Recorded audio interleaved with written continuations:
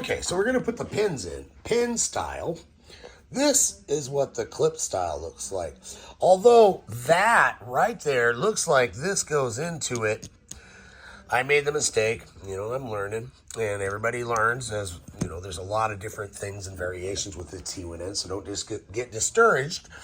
It just looks like it will fit. That's not the case. This is a clip style, not the case for these ones that are the 949Bs.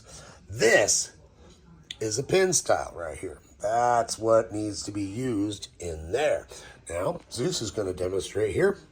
This is Zeus, our tech. He's a master tech. Been working on Mercedes since the 80s. Hey, that rhymes. Mercedes since the 80s. Anyway, you can see there's a hole. See that hole right there? You stick that pin in the hole right there. Ooh, and it clips in and fits perfect. So you might see this, and I made the mistake of looking at these and seeing that's a clip style to me because that's what I've seen on other vehicles, but there's a hole right there. They might all have holes, and they all might have this, so kind of got to check. But now I'm going to go through every single one I sell and figure it out, and I'm just going to sell these with them attached already so we don't have that problem.